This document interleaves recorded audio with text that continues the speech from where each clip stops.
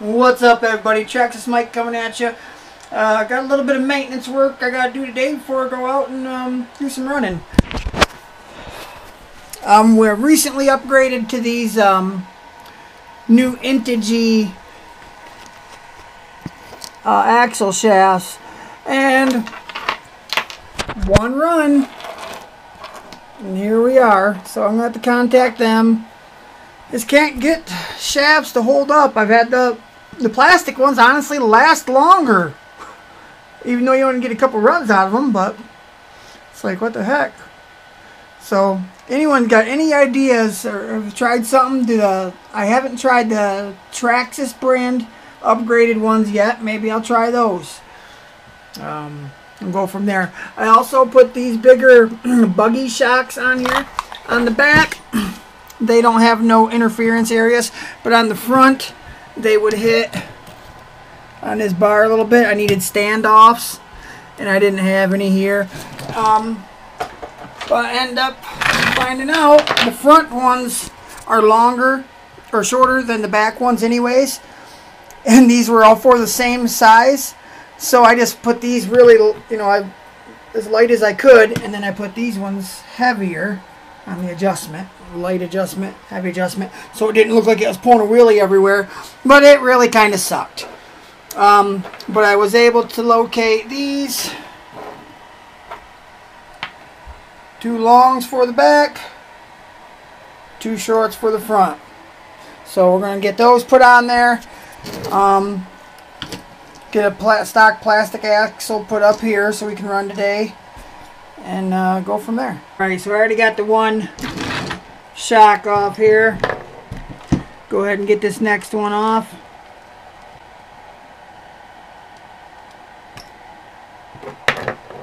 He's in the old shock box. Get the shorter two for the front. Alright guys, here's a stock Rustler shock. Now if the shocks that you have, now these come out of my shock box. I just got a bunch of them from whatever stuff I've stripped down or upgraded and threw the old ones in there or whatnot. But they don't have the pivot ball up there. So some pliers.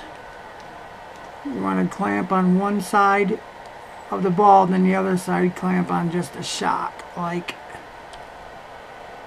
so.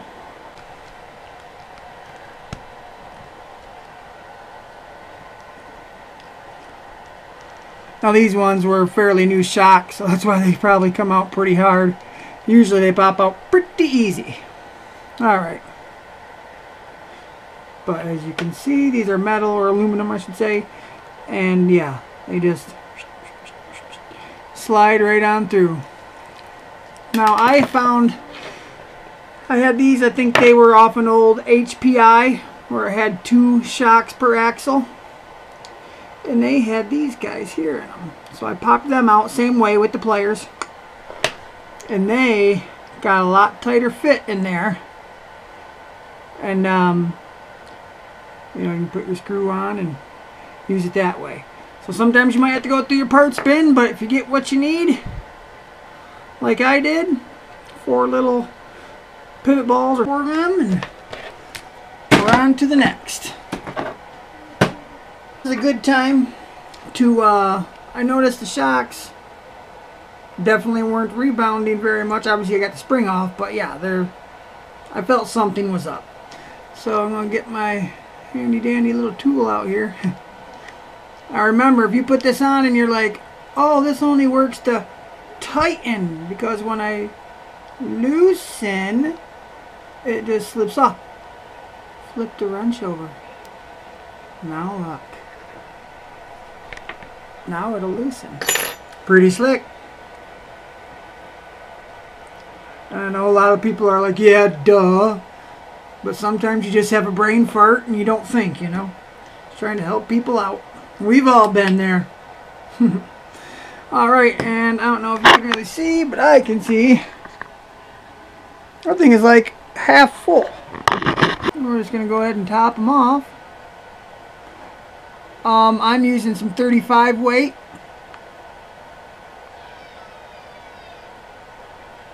It was just what I had on hand. Fill her up almost to the top.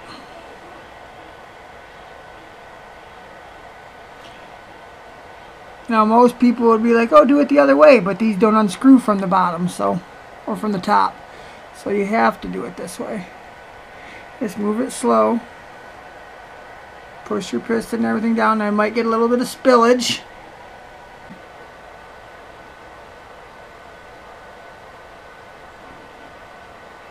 Push this shaft all the way down before you get the thing all the way tight.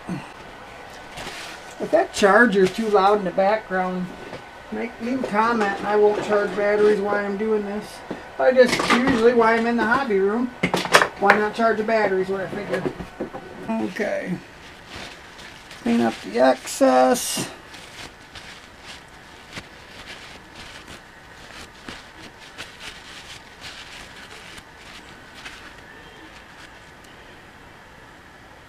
Oh, that's way better. I can feel it's full.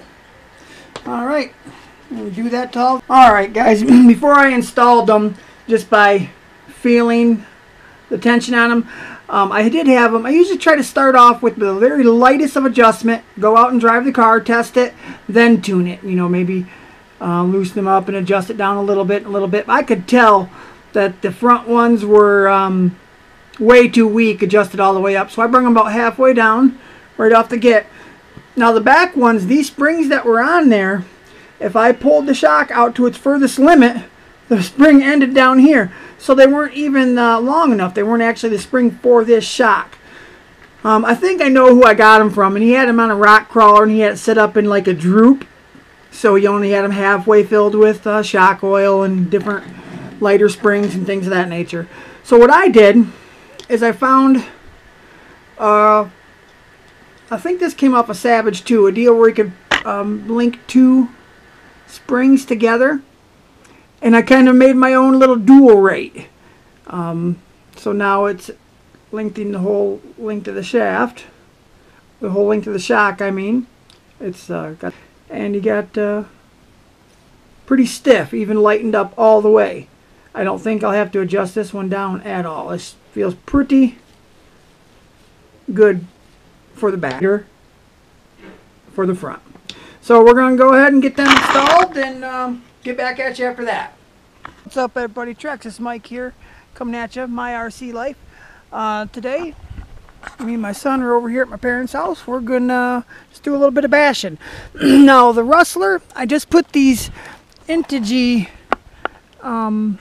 axle shafts on here, and we broke one already. Now I know a lot of people out there have been having problems with their Slash, their Rallies, their Rustlers, or their Stampedes, all going through these axle shafts. The plastic ones, you know, they're not the best.